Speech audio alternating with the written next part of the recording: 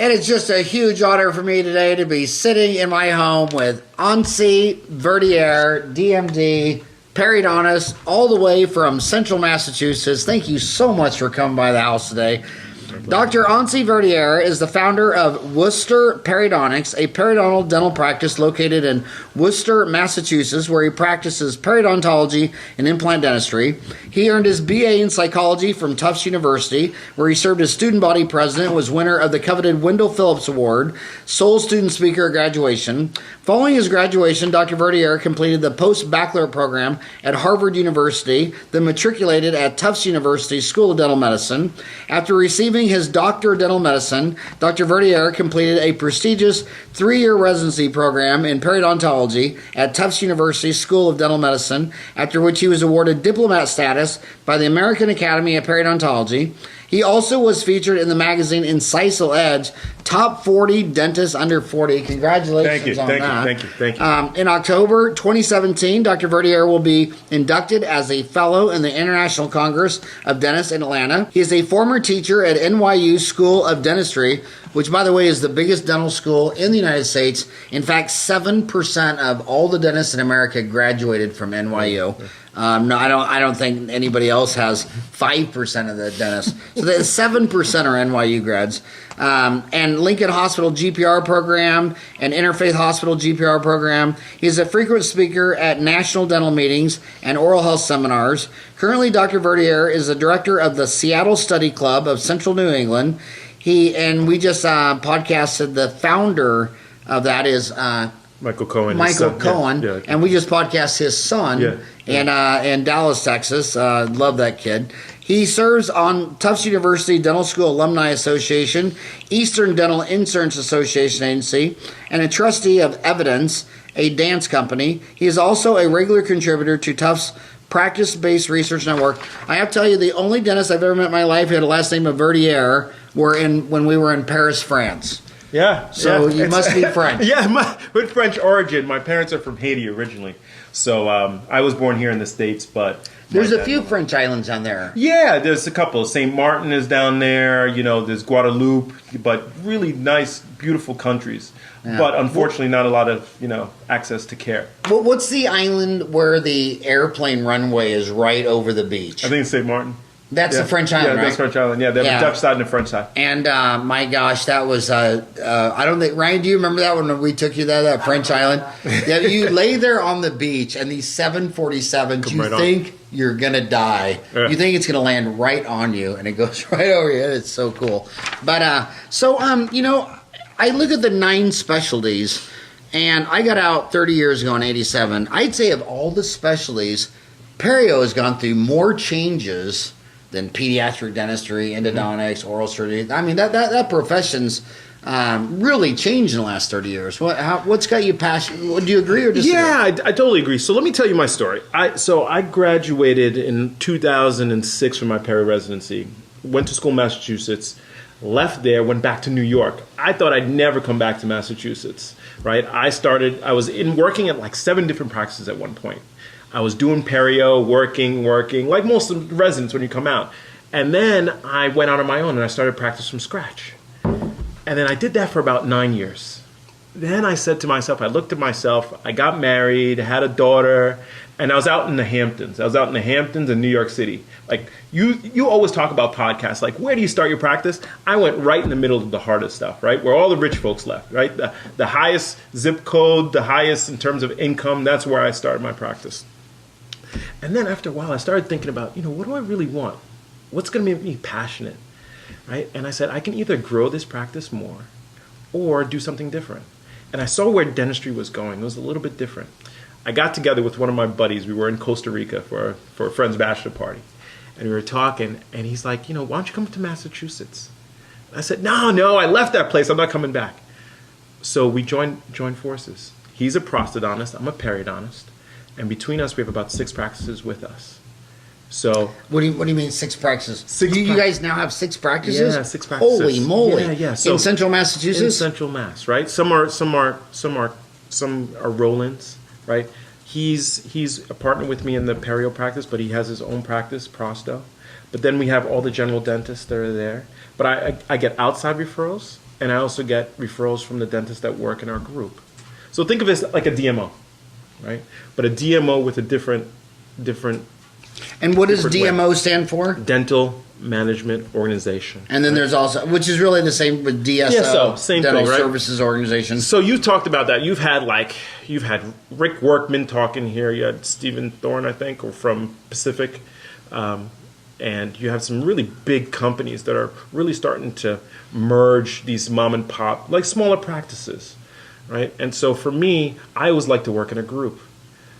So when I talk to my buddy, his name is Abby Betty. He's my partner. Abby, A-B-B-Y? A-B-H-A-Y. A-B-H-A-Y. H-A-Y, Abby. B-E-D-I. B-E-D-I. Yeah. Betty, yes. Huh. So he taught at Tufts. We've known each other for about 14, 15 years. And partnerships, it's like marriage. Oh, yeah. Right? So you have to really know somebody before you say. Because I sold my practice and moved. I moved from like the beach to Central Mass. So people were like, what are you, crazy? And that's when we had the big snowstorm, the biggest snow ever. My wife looked at me and said, are you crazy? What are we doing? But I was stuck. Oh, so you moved north then? Yeah, I moved north. So Hampton's Boston. So how many miles north did you So go? it was 500 miles? Yeah, at least, I think so, yeah. Yeah. It was the heart of Massachusetts, right in New England. And when does Boston have their yearly Yankee meeting? They have it in February, January, February. Are they? Is it January or February? End of January, beginning of February. Are they out of their mind? But people That is the most beautiful city in April, May, Chicago midwinter. When do they have their meeting? February. It's like the only month you would never want to go to Boston, London, Chicago. It's their best idea to have their meeting. And I ask every year, every time I lecture to Chicago, I say, why? You know what they say? We've been doing it this weekend every year since 1850. It's like, okay, so you made a bad decision for a century and a half. But anyway, sorry. Well, people like routine. That's why I think they always do that, right? So for me, I wanted to break the routine, right? The biggest thing I hear from folks, right, like my dad's 81. I said, what's the biggest thing, if you had to do it over again? It's like I take more risks. Nice. I said, okay. So I said, let me take a risk. But you don't want to take too many risks. You have a family now. So with me, I said, all right, let me do this. Let me go to Massachusetts.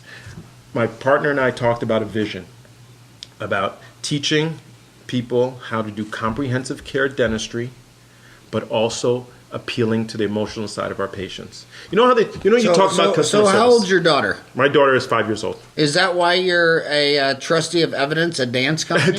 So I did that So when I was a dancer or is she a dancer? I appreciate dance. So I always think that you got to have balance in your life. Culture, arts, politics, whatever your thing is, right? And dentistry. So dentistry is one aspect of my life. But you have to be well-rounded, right? Health and fitness, whatever it is.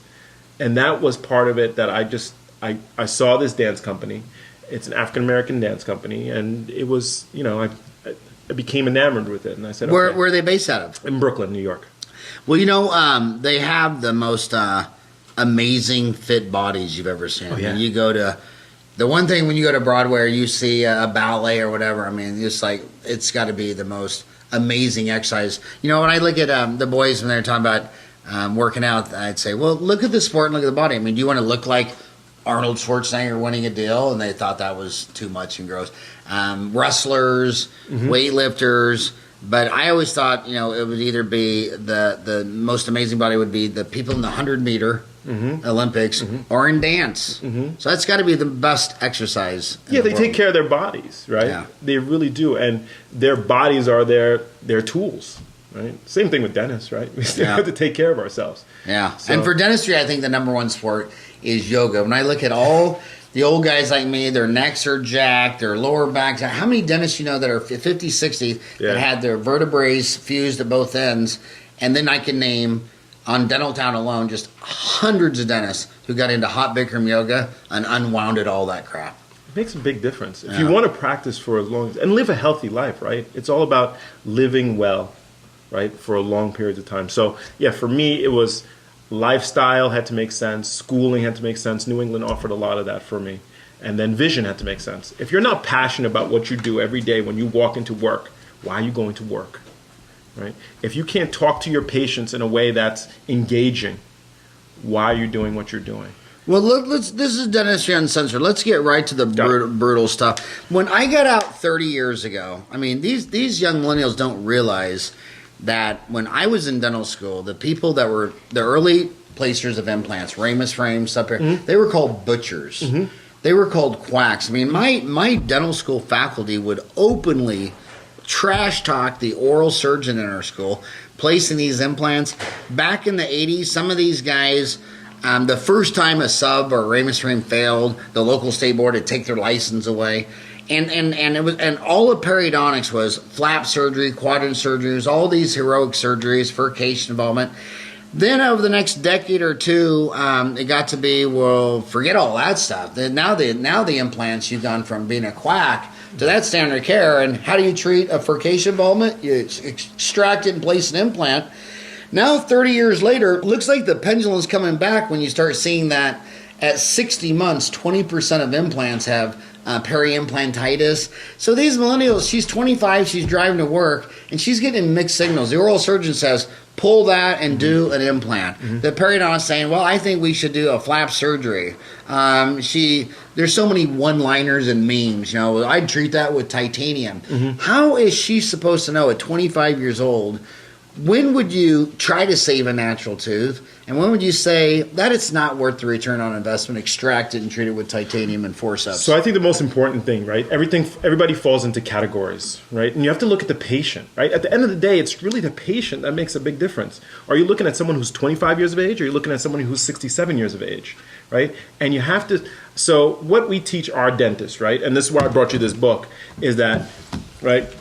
It's called The Way of the Superior Dentist. Adrian Wilkins is one of the consulting guys that I work with and our group work with. And he's been, you know, one of those people that you meet that's kind of instrumental to changing the way that you think. Well, you got to get him on the show. Yeah, I will. Well, now, The Way of the Superior Dentist, Adrian Wilkins, is he out of Central Mass? He's in Central Mass, yeah. Oh. So he's consulting. When you talk about whether to do an implant on a patient, whether to do guided tissue regeneration on a patient, whether to do LANAP on a patient.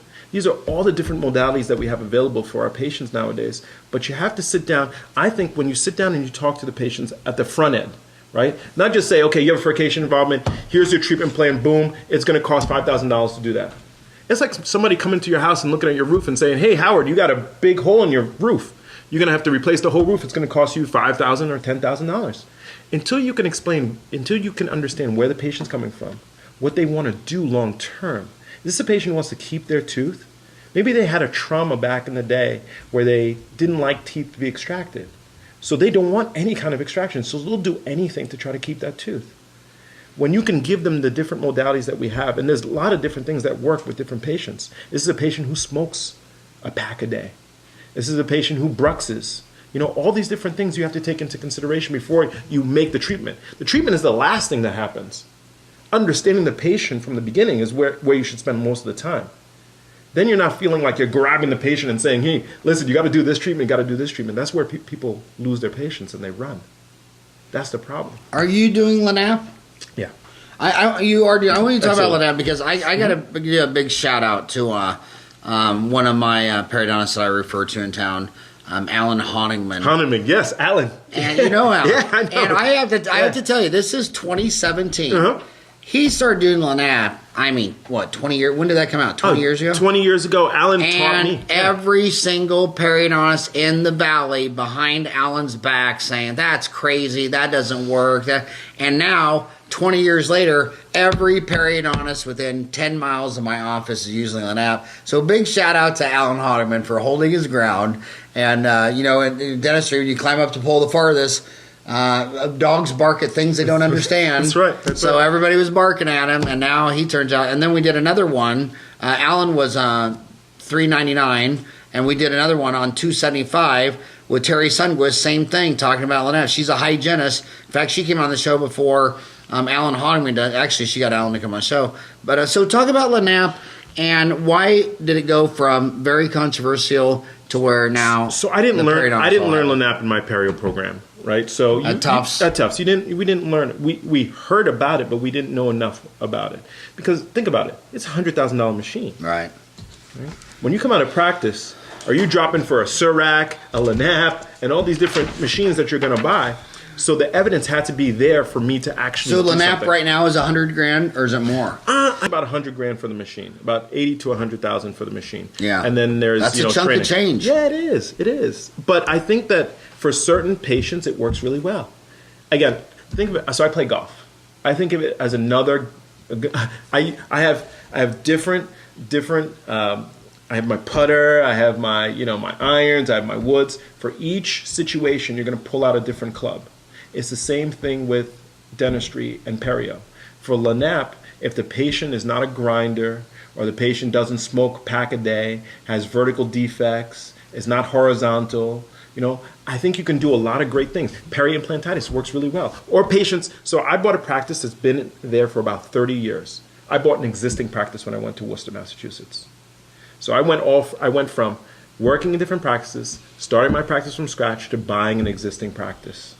And the existing practice had a lot of perio patients that had been treated with traditional osseous surgery. And those patients did not want to go through osseous surgery again. So when I talked to them about Lanap, and luckily the guy who I bought the practice from was doing it at the time. And people were saying the same thing, like, are you crazy? You're not going to be able to do all that stuff. We saw the results. And even Alan, when he showed us, when I went to the course and I showed people, I was like, okay, I think when you live in a place of abundance, right, you really start to see there's different possibilities. Another controversy is mini implants, right? Oh, yeah. Another controversy, right? People are like, oh, no, mini implants don't work. I think that you have to, for certain situations, you have to use the right treatment, right? But you have to understand the patient first, right? And that's a lot more work. It's harder. It's a harder way of practicing, Howard. I remember when the priest one time at Bishop Carroll used me as an example about something, and he said, Howard, come up here. And I was wrestling freshman, sophomore year of high school. I wrestled varsity 98. Junior, I wrestled varsity 119. But the other guy was Gary Lux, and he was our heavyweight. He was like 350. He said, Howard, Gary, come up here.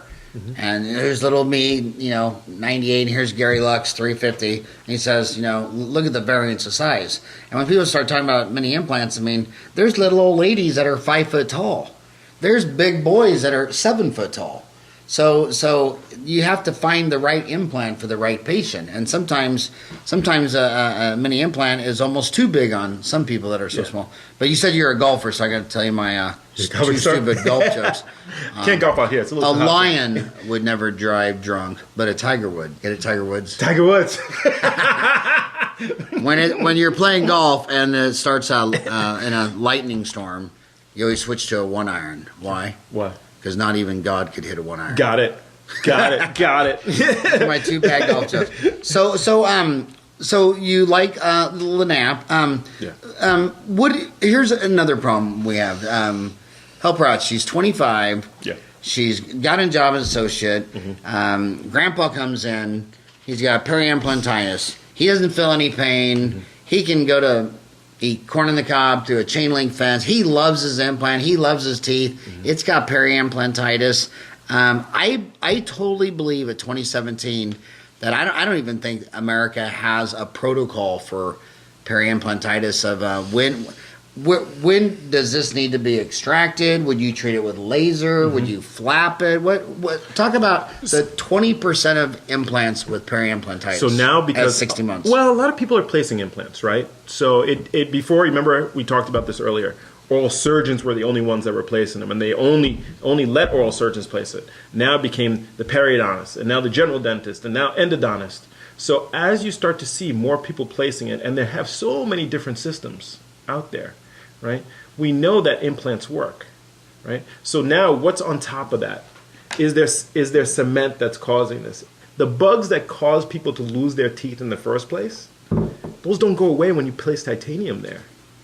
Right? You might not get decay on implants. I always wondered about that, because when a lot of peri-implants I see, they lost a first molar. They had gum disease and pocketing all around the mouth, and they placed an implant there. It's got peri-implantitis. But I always wondered, when you're doing like an all-on-4, if you completely extracted all the teeth, put on a round of antibiotics, let them all heal up, then place the all-on-4. it just seems so intuitive that you'd have to have less peri-implantitis if I mean, some people say, well, there's still P. gingivalis in the tonsillar tissue. It can still be found. It still resides in the tissue, right? So just because you take out the teeth and replace implants doesn't mean like, okay, all the care has to be taken away.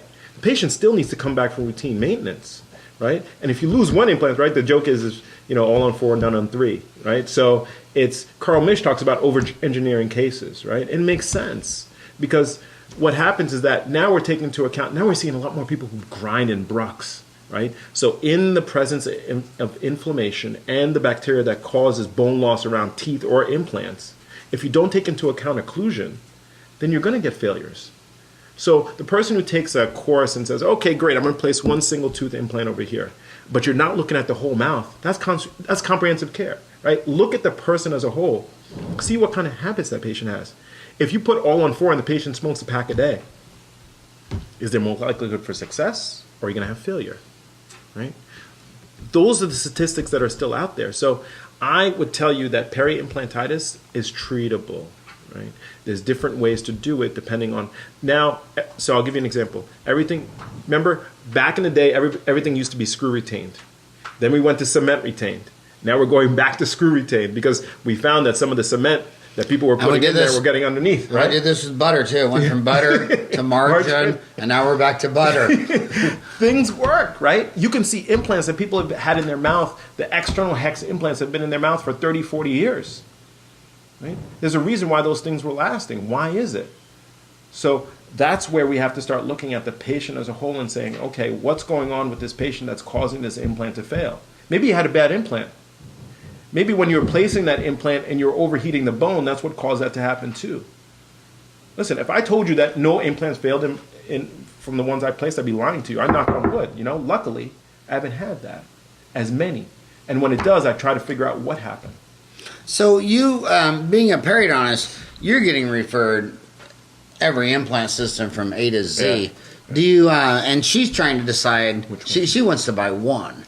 What would you tell her? How many implant systems have you had to work with? So I've worked with, I think, four or five different implant systems. And if she was trying to pick one system, what would you tell her? So I would tell you, find one. I think you talk about this in your other podcast. If the person who's driving for that hour commute is thinking about placing implants or thinking about restoring them, find a mentor. That's the best thing that you can do. If you can go in their office, I invite general dentists to come into my office, see how I do it. I don't care if you're placing implants. I want to show you. This is how we do it here. These are the complications that we might have. See, that's what you need to do. You need to find someone in abundance because you're afraid that if you go ask an orthodontist, well, how do I do Invisalign? He's going to say, well, I'm not going to show you. You send it to me. That's the guy in fear and scarcity.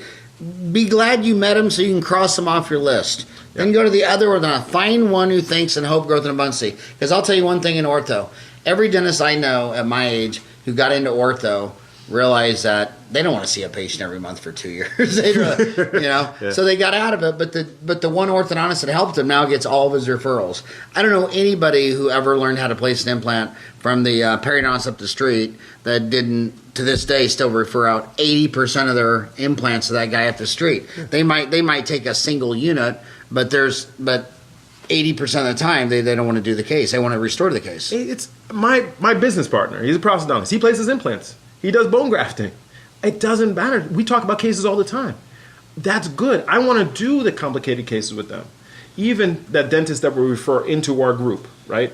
Into our group.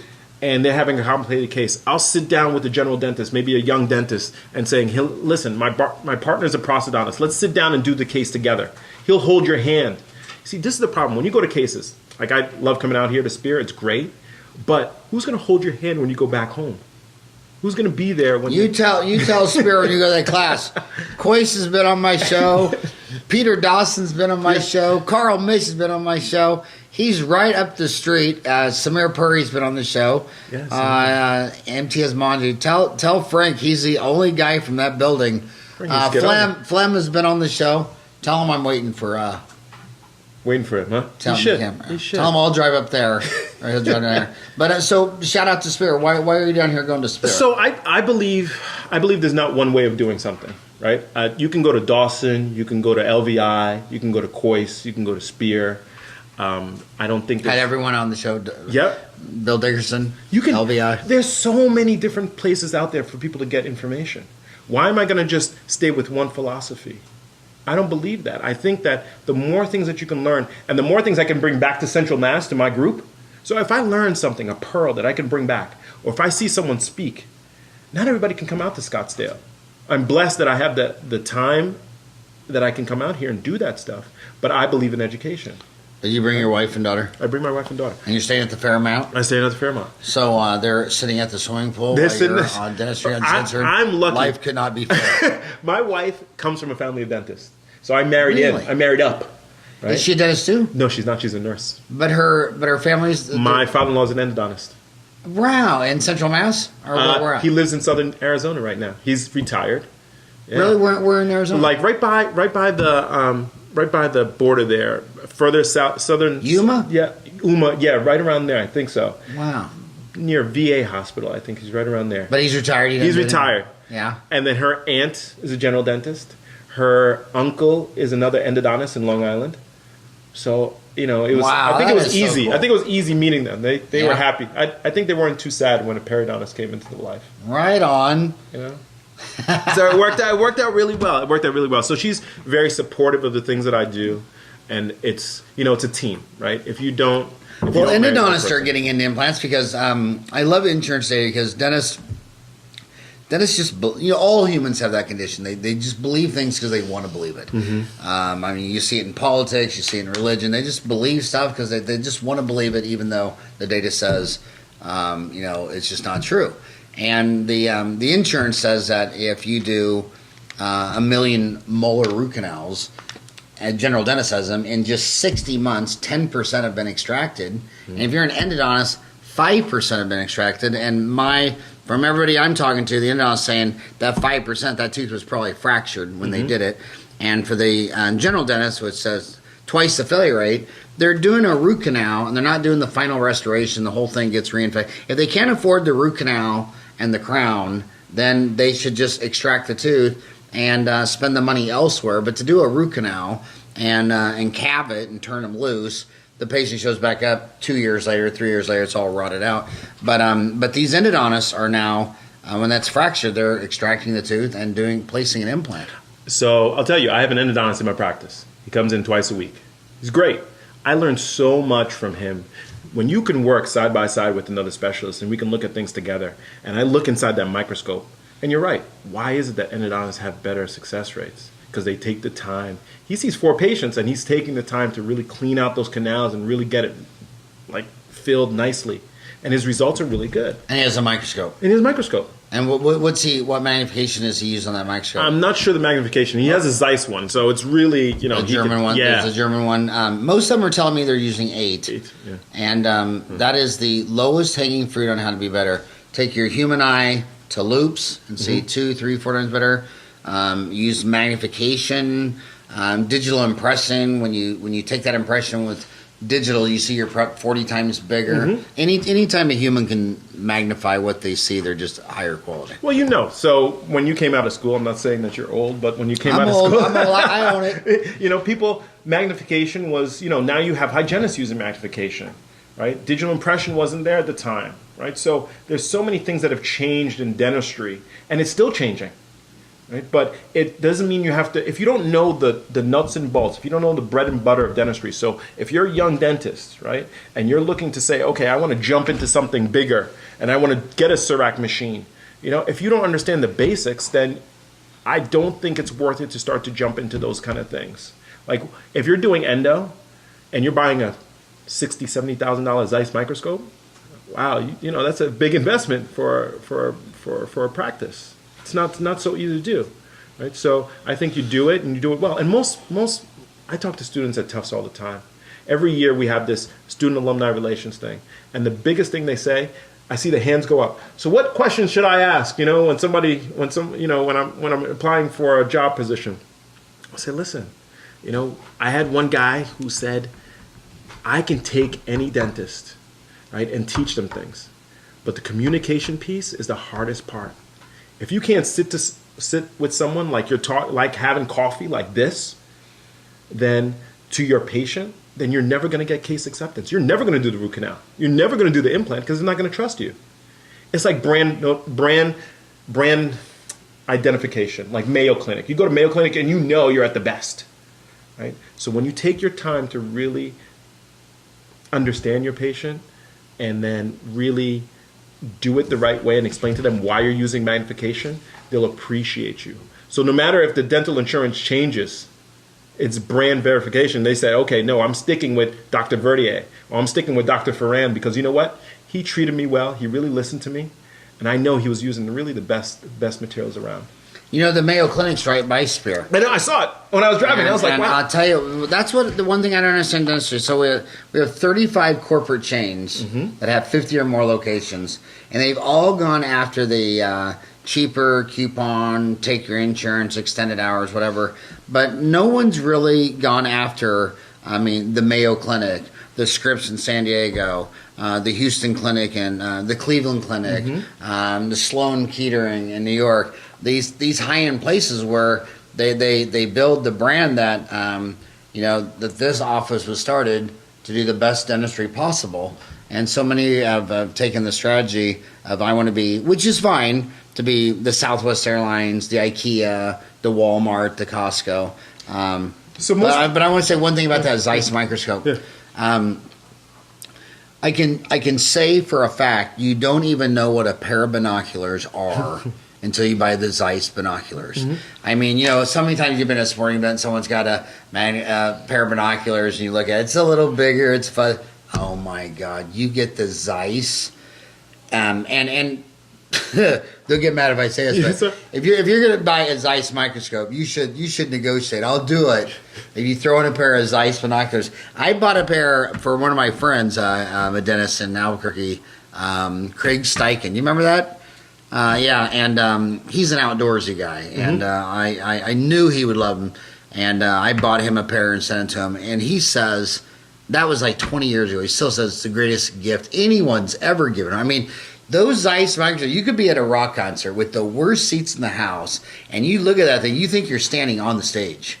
And when you go out, and you're outdoors, guys, and the sun's coming up and it's still pretty dark, any microscope, it's all dark. That Zeiss, it's so amazing that it's still dark, the sun's barely coming up, and it's light out. I mean, they're freaky microscopes. But they know what they're doing. So if you're going to a bunch of dance recitals with your little girl, and you want to, and you ever thinking about buying a microscope, just buy the Zeiss.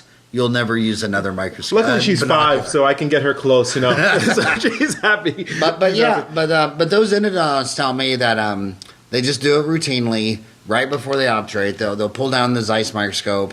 Some use the global microscope out of St. Louis, and just it might only happen 1 in 10 times, but they see, oh my God, I missed a canal. We're not talking an MB2. They saw that. It might be an MB3, or it might be, wow, that distal canal still has sludge on the lingual side of it, and magnification is amazing. The things that you can see are amazing. And going back to what you said with, most of these larger corporations, they're based on price and convenience, right? But when you change that model to be based on comprehensive care and also patient communication, it's much more technique sensitive.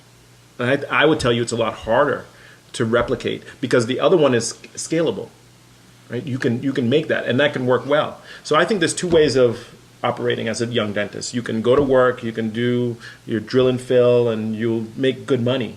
But then after that, what's the fulfillment that you get, right?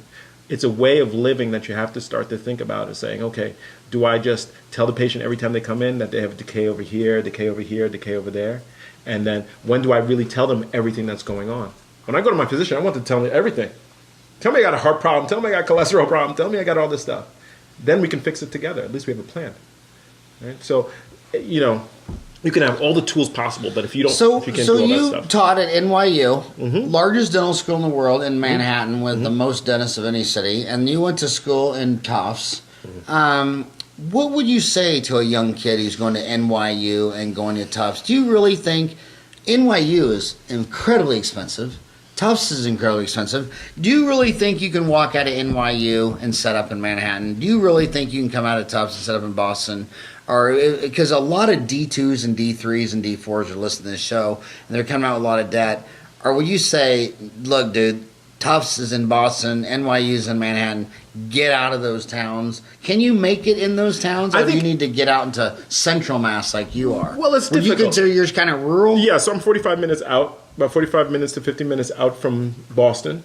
Worcester is one of the biggest cities in central New England. Has a lot of biotech there. How many people? It's the second largest city in New England. Worcester is. In New England, you mean in Massachusetts? In New England. Worcester is a big city. I'm sorry, I'm from Kansas. Yeah, it's okay. When you say New England, I don't know the actual population. What states do you mean by New England? So New England, we're talking about Maine, Vermont, Connecticut, Massachusetts, New Hampshire. That's New England. So why does California only have 2 senators, but Vermont has 2, New Hampshire has 2, and Maine has 2? Is that what would you say to all the California dentists? California is 10% of the state. They're like they give 2 senators away for nothing. California is a different beast. It's a big, you can go from Northern California to Southern California. It's be very different. But your same thing, you can go from Maine and you can go to Massachusetts. It's going to be different. So I would tell you. I'm counting 6 senators for 14 people. Yeah. And California's got almost 40 million people. We do things a little bit differently there in New England. And Delaware, the vice president, the last vice president from Delaware, that's got to be one of the smallest states. It's tiny. Even Rhode Island, right? Rhode Island's a tiny state, right? Yeah, Rhode Island. they have, My gosh, it's good to be a senator from. When someone says, I'm a senator from Delaware, that's like being the mayor from Tucson. Mm-hmm. But anyway. But yeah, starting off, I would tell you that the best thing that you can do is, if you can start off rural, you always talk about this in your podcast. If you had to start it all over again, you would set up shop in a rural place where there's not dentists from a mile away around you, and then you'll get a whole bunch of people. But it's quality of life that you have to start thinking about too. So everybody wants to be in the Bostons and the LAs and New Yorks, but it's much more expensive to set up shop there, right? If you're going to do something like that, then I would tell you to have some experience underneath your belt first. If I had to do it over again, yes, I would buy an existing practice and start from scratch. I think that was the hardest thing that I did. You would buy an existing instead of start from scratch? Yeah, so I did it all. I did from starting, working in a group practice, working in a couple different practices, starting from scratch, and then also buying existing practices. Looking at the whole spectrum of all the different things that I did, buying existing practices, at least you have a certain patient flow already there. The trick that you get to with young dentists is that when they buy an existing practice, what are they actually buying? You're buying a lot of the goodwill from the dentist who's selling it. Right? How long is that dentist going to be there? The best thing that you can find, I would tell you, I always tell the dentist this when I talk to them at Tufts, the best person I would pay money for is a mentor. So, and when you buy a practice, here's the thing I don't like about today versus 30 years ago. 30 years ago, when you bought a practice, the owner carried. Mm-hmm. Well, when you go to Salina, Kansas, and buy a practice, and old man McGregor sold it to you, and it's a 7-year note, the interest on that 7-year note. So let's say he sold you the practice for $1. Well, if he financed it at 10% interest for 10 years, the dollar he sold the practice for, let's say it was $750, he'll make another $750,000 interest because 10% on $750,000 over 10 years is another $750. But what's cool about that, say 10 years is too long, say you only do 7 years. For 7 years, he's walking around Parsons, Kansas saying, I'll tell you what, I could have sold to anybody, but I sold to this young man because that's who I want to take care of. And then when you have a patient chairside manner problem and someone's mad at you or leaves you a bad review, you can call the seller and he's like, oh, I know Shirley, she's been, let me call her. Or I go to church with her, or I see her at the grocery store. And now you've done that, you've got rid of that, and now you're having some big Fortune 500 bank do the carry. And I'll tell you what, and I've seen some very unscrupulous dentists sell dentists a complete piece of garbage. We're talking about in my backyard in Phoenix, and some dentist bought a hunk of crap and didn't even know it, and that owner would have never carried because he knew he was selling a sinking turd that needs to be flushed down a toilet. And I think the owner carried a. Of course, I know all old people think it was always better 30 years ago. You can't find a grandpa who doesn't think it was better, but I like the owner carry. I agree, buying a practice is 1/10 the risk of doing a de novo startup from scratch. I think you should buy a practice, and if that owner doesn't want to carry, he should at least carry half. And I know all the people that work at Bank of America and Wells Fargo that they disagree with that because they want to finance the whole damn thing because they only have a 0.5% failure rate. They got a 99.5% success rate because usually the only time a dentist defaults is a personal issue. And the number one is alcohol. When you talk about substance abuse, the TV makes you think it's all opioids. It's actually alcohol. As 85% of the time, opioids would be about 15% of the time, and cocaine just like barely a rounding error. But so the dentist knows is not going to default, so have him carry, so he'll be. Yeah, dental businesses don't fail; they rarely do. Just like you said before. So when you get into something, you're not going. It's you're going to have enough support where you'll do well. But then, what do you have to do when you're in there? Now, are you going to change the systems over? Now, you have to be a leader and. Unfortunately, dental school, it's great. They have to teach you a lot of stuff. Like, where does leadership come into that play? Where do they teach you about leadership skills? So I went from an office with 2 or 3 employees to one with 14. Holy cow. Talk about take your diapers off and pull up your big boy pants. You got to do something now. So I had to learn really quickly. I had to learn really quickly what I could do and what I couldn't. What advice would you give to learn leadership? What would you tell a 25-year-old kid? How could they fast forward their leadership skills without going through the school of hard knocks for 20 years? So I think you got to know your numbers, right? So you put out the dental MBA, right? And it's free. It's online. I listened to that. That was the first thing. Understand what the numbers are in your practice so you can understand. You need to know what people are doing in your practice. Then also know the communication aspect is very key, right? So I used to download audible.com, right? Every time I was driving, I'd look up every communication thing that I could read on. Now my wife might tell you something different. She says I'm not the best communicator, but I'll tell you it's a work in progress. And if people see that you're working on it and you really take a special interest in what they're doing, they'll go above and beyond for you. My staff, like my team is amazing, right? They do things for me that I'm just like, I kind of take a step back. I'm like, wow. Right? You know why I feel sorry for you? Right. I had boys. You got a 5-year-old girl. I got a 5-year-old granddaughter. I couldn't imagine telling my granddaughter no.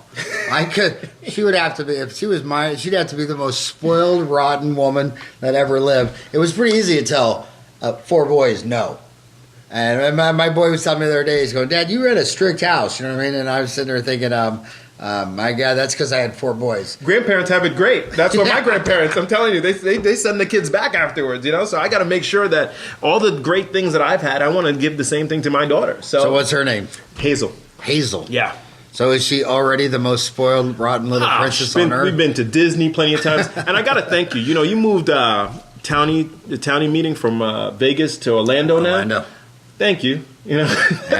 I think that's really. So how many times have you watched Frozen so far? I think I got the thing over and over in my head. And it's a balance, right? So you have the dentist who's driving to work right now, and they have to balance, okay, I have to go to work, I have to see my spouse, and I also have to go to this, CE course. How do I do it all in one day? And that's the biggest challenge that I have in running my study club is that I tell dentists, hey, listen, this is an investment in your future and what you're going to be doing. And you can't sell that to somebody. They have to see it. Right? So,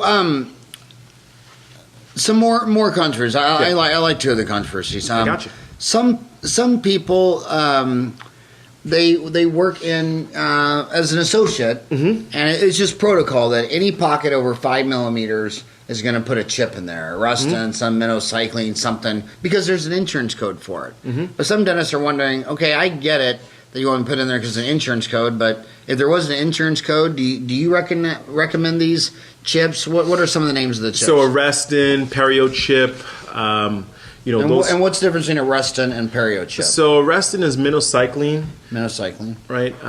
And then Perio chip is doxycycline.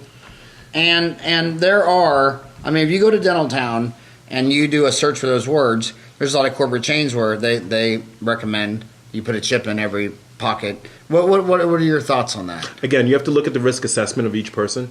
What we do in our practice now, we use salivary testing, right? Oral DNA. Oral DNA. Oral DNA. They're based in, I think, the Midwest, right where you went to dental schools. I think, right? Yeah. Midwest. What is it? Wisconsin or Minnesota? I think Minnesota. I think yeah.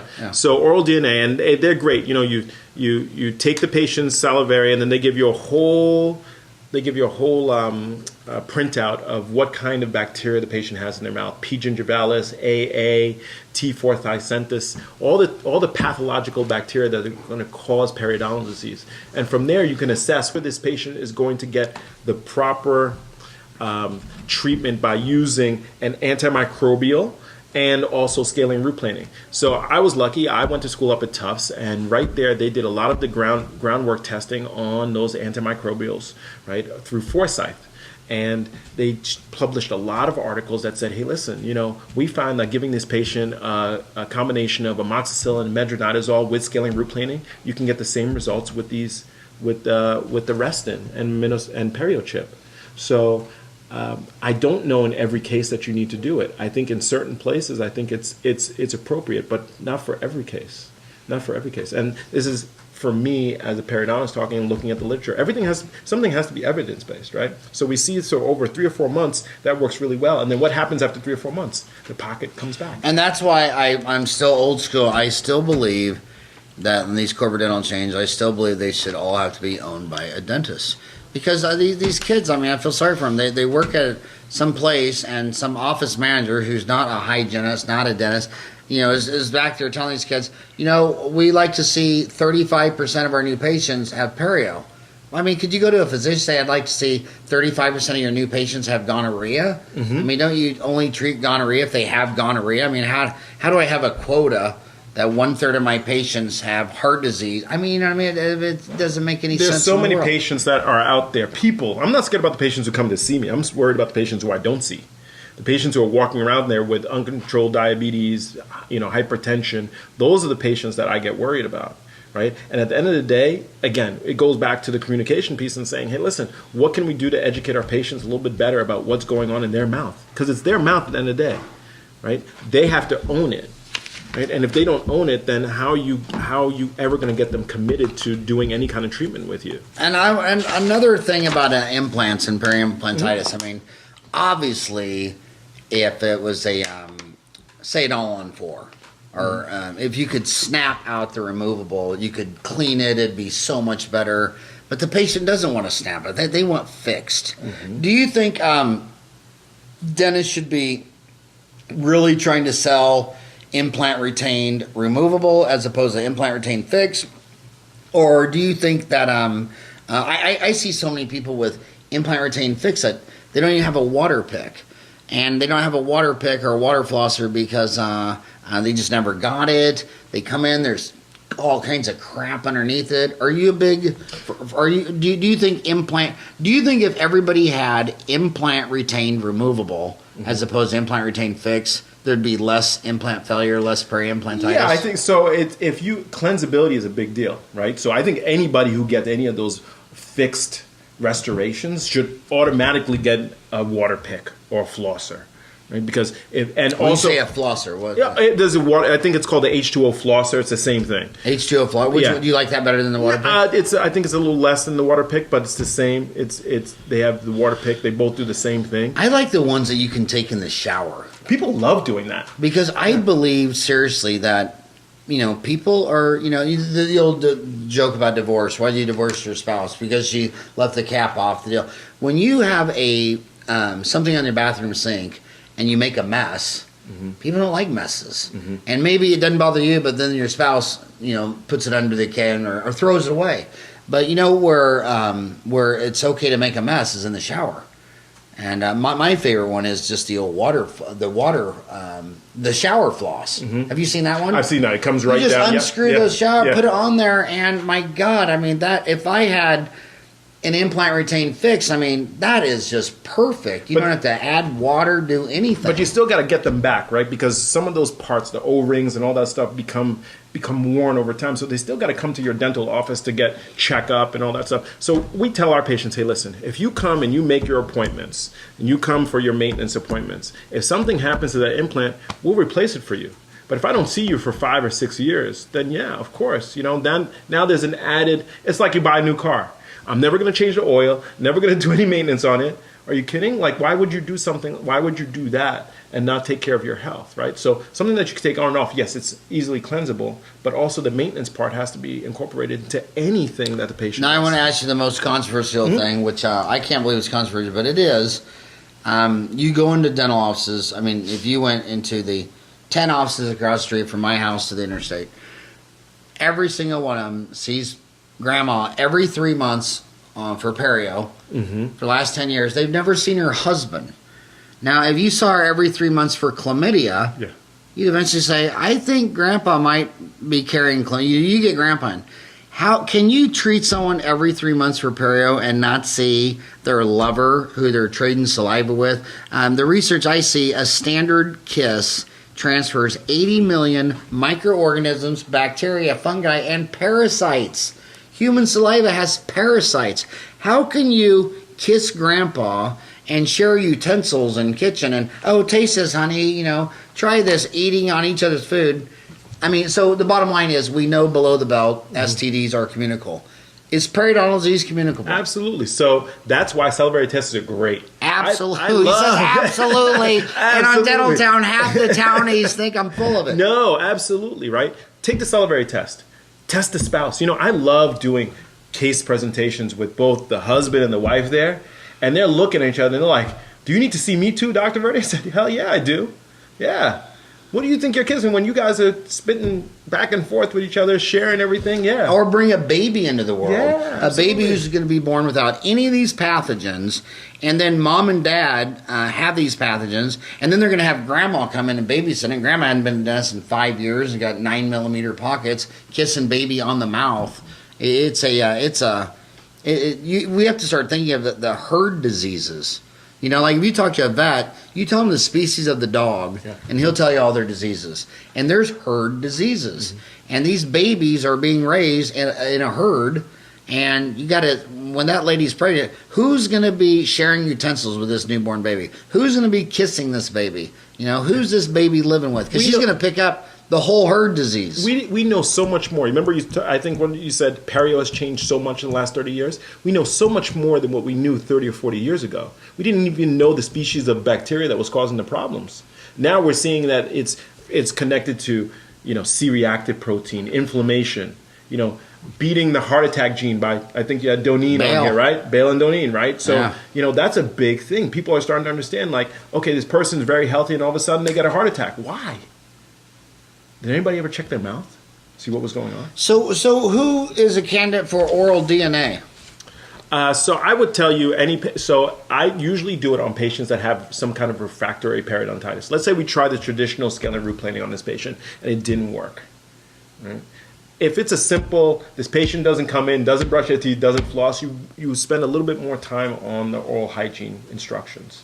Right? The patient that comes in is a smoker, is diabetic. There's so many things that we can find out now. And it's also something that a patient can actually take home with them and say, hey, listen, okay, they show the graphs about how much of the pathogenic bacteria that they have in their mouth. So you do the test right before, and then you do the test afterwards, and patients can actually see it. So if you engage your patient in the kind of treatment that goes on, they're more apt to be accountable for what happens.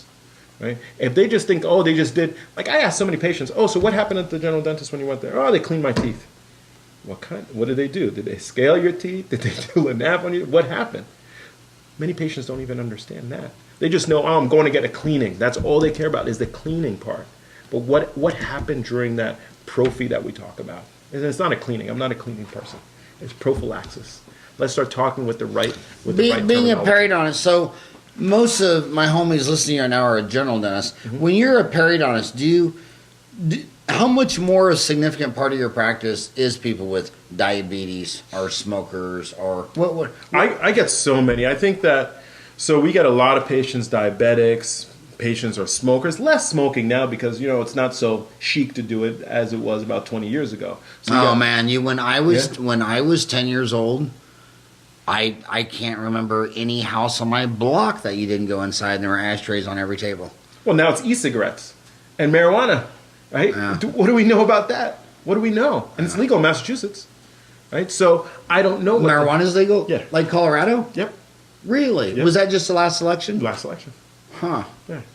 We're in a liberal area, you know. It's That's Vermont's right, right next to us. So I guess. yeah, so we don't know what that's going to entail. What's that going to do to the systemic bacteria in the patient's mouth, right? So patients that I see a lot of bruxers, right? So occlusion, patients are just grinding on their teeth. So in the presence of inflammation, and they're grinding on their teeth. So what do you think would be the bigger risk factor in your opinion? You think it's diabetes, smoking, or bruxing? I think hypertension, diabetes, the big ones. High blood right? pressure, then diabetes. Howard, how many patients did you come in and you look at their medical history and you see what kind of medications that they're on? High blood pressure, diabetes, statins, you know, so any of those medications, those are patients, we know about the oral systemic connection. It's there. Some people can turn a blind eye to it, but patients understand it a little bit more than what we knew about 30 years ago. So here's another thing that's confusing with her.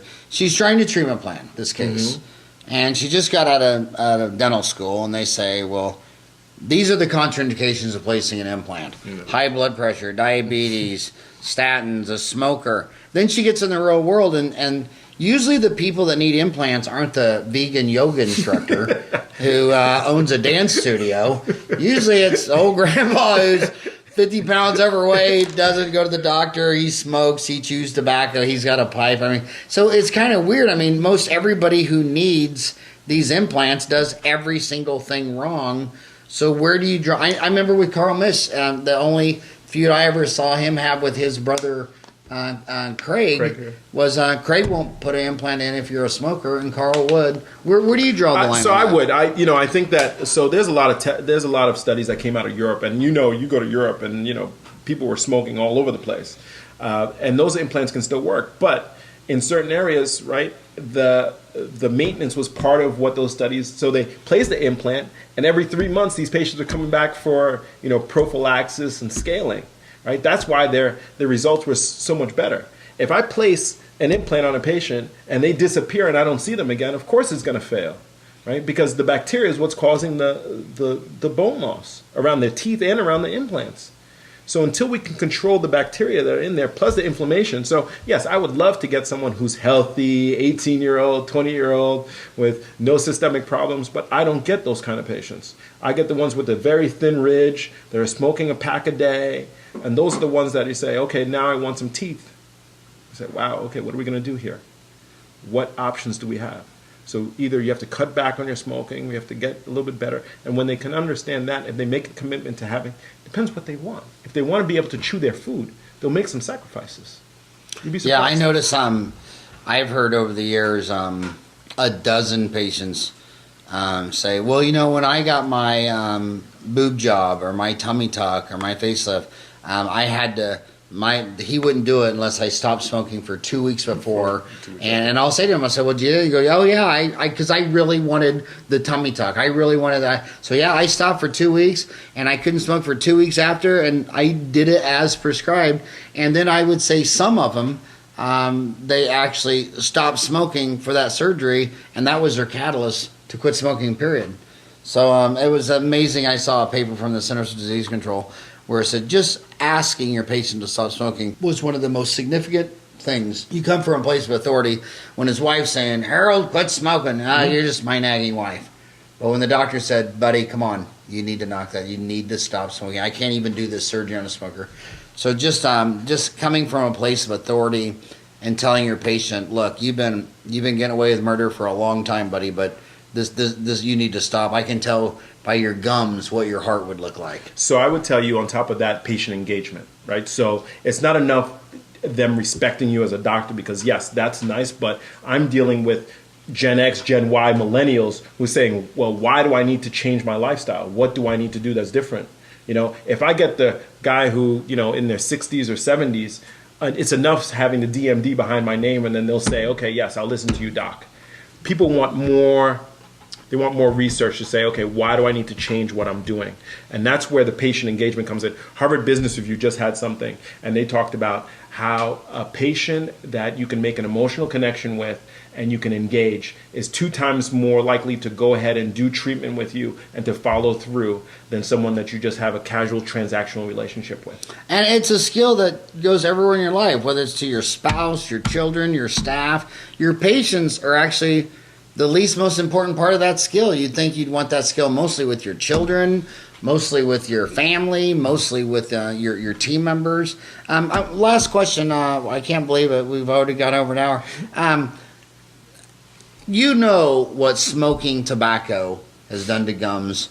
You know, we all know that. Mm-hmm. But what's new is this smoking marijuana. I mean, at least it's out of the closet now. And e-cigarettes. And e-cigarettes. Mm-hmm. You know, how would you compare, if smoking on 1 to 100, if smoking tobacco was the middle 50, mm-hmm. where would e-cigarettes and smoking pot be? We don't know enough. Because it's so new, Howard, we just don't know. And we had someone come in and talk about that, and there's just they just don't have enough information. We have 40, 50 years of smoking tobacco and what that's done. Even chewing tobacco, we know what's happening. But with e-cigarettes, they say, okay, well, we've taken out the contaminants in it. It's a lot cleaner. What is that doing? So it's not the same thing as smoking cigarettes with all the contaminants in it. What does marijuana do?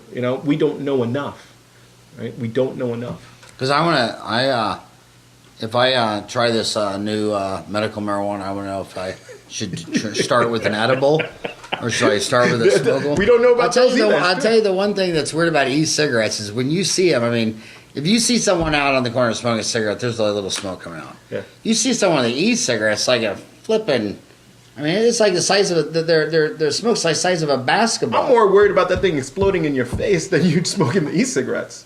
Those are the things that I worry about. Yeah. I show them pictures of that. Yeah, that's a lot of smoke. Yeah. But hey, I tell these dentists that if I could wave a magic wand and give them one gift, it would be the Chairside manner. Mm-hmm. Connecting with their patient, connecting with their team, connecting with their kids. You just reek of Chairside suave. You know what I mean? You just have that. And what's so sad is most of these dental students were only accepted in dental school because they got A's in chemistry and calculus and physics, which is not a skill. In fact, it's actually an anti-skill because the guys that sat in the library till midnight every night getting A's in physics and calculus usually weren't the fun guy that was out at the frat party on a date, the life of the party. And it's so sad where they think their knowledge of the periodic table and the Krebs cycle is going to translate into a victory in economics and practice development, and it's not. It's always the soft stuff. It's always, are you a leader? Can you relate to your team? Some dentists could lead 5 ducks to a pond, but I'd rather have the skill of communicating with your kids, your family, your team, and your patient than any other skill. And it's been really, really fun talking to you for an hour. They say you're the sum of the 5 people around you, and that circle. You just look around at your 5 friends and see who that circle is, and it really determines about how you're going to be. And when you invited me to your house, I said, "Wow, this guy's opening up his house to me," and I just thought of it as truly an honor. So I really appreciate the time that you've taken to kind of talk to me. And you were saying that Ryan's room was the filthiest room you've ever seen in your entire life. Ryan, how does that make you feel? All right, buddy. Well, thank you very much. Have fun with that little girl. Yeah, I will.